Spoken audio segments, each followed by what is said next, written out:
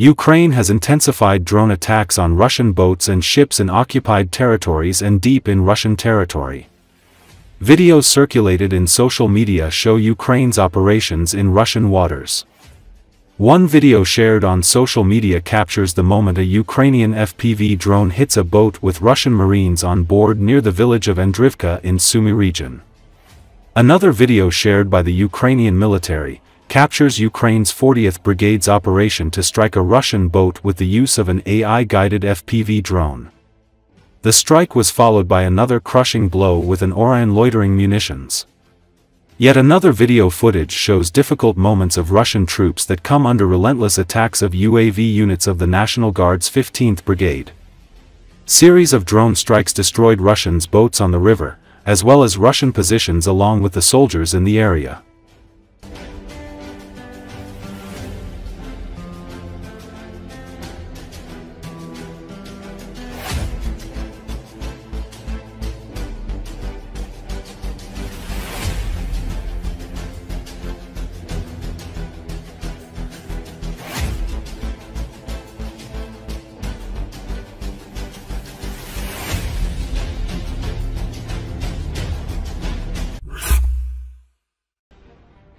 Ukrainian journalist Denis Kazansky, in his Telegram channel, drew attention to a new trend among residents of the temporarily occupied Donetsk. People are leaving the city en masse for the winter, renting accommodations in Rostov, Taganrog, and other neighboring regions of the Russian Federation. The reason is both simple and tragic.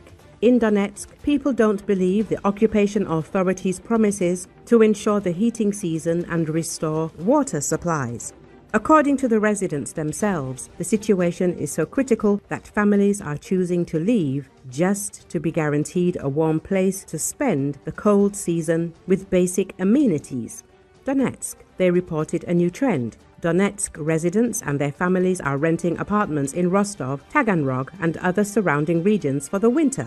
This is to ensure they'll have running water and warmth during the cold season. People don't believe in heating season reports, let alone water.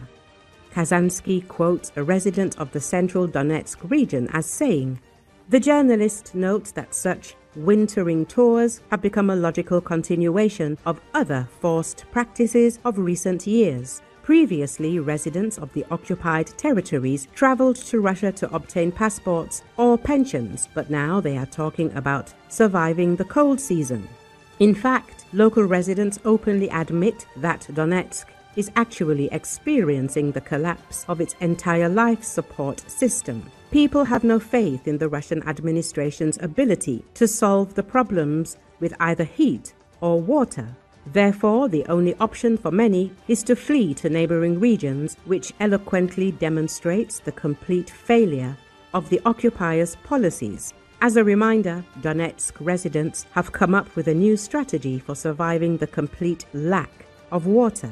Instead of repairing water pipes and infrastructure, the Russian occupation administration has decided to wait for rains in the fall and winter to resolve the water shortage in the Donetsk region, according to the Center for National Resistance of Ukraine. According to the Central Scientific Center, only 15% of the water reserves in the Starokrimskoye Reservoir currently remain. In the temporarily occupied territory of Ukraine, 9 more reservoirs have run dry, and wells and boreholes are drying up. The water situation there is catastrophic. But instead of repairing the water supply infrastructure, the Russian occupation administration has come up with a new strategy for solving the water problem. The occupiers are now waiting for the rains to begin.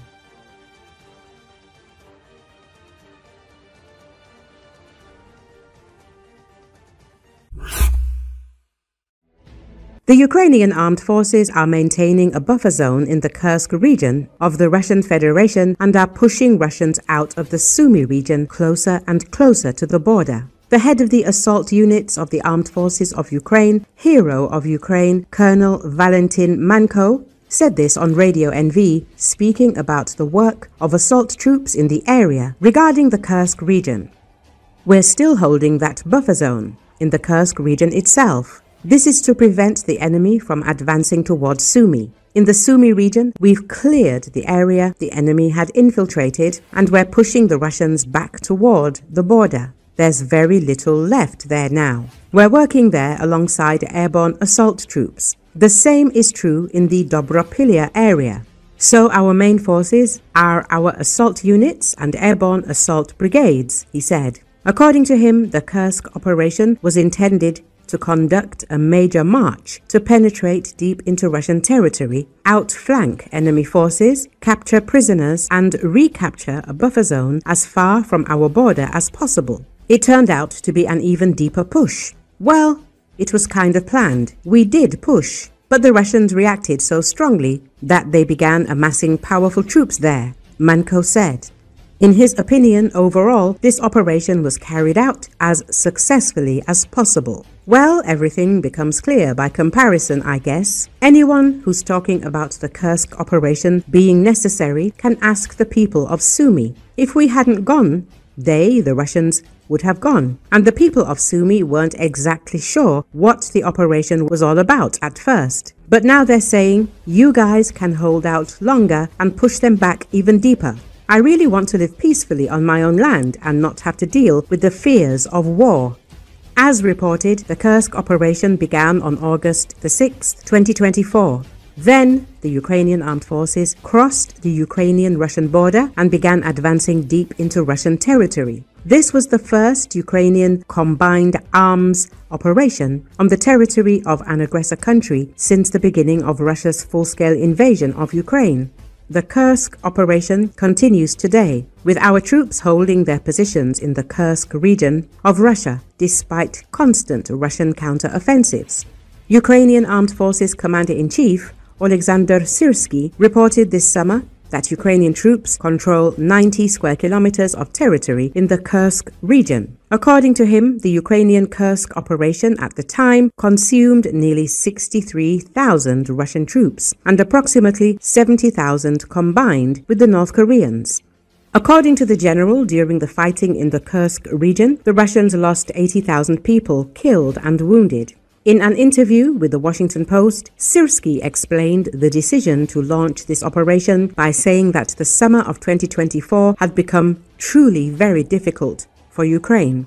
Russia was planning intensive offensive operations, including attacks on the Sumy region. The enemy had increased drone production and offered new financial incentives for contract recruitment.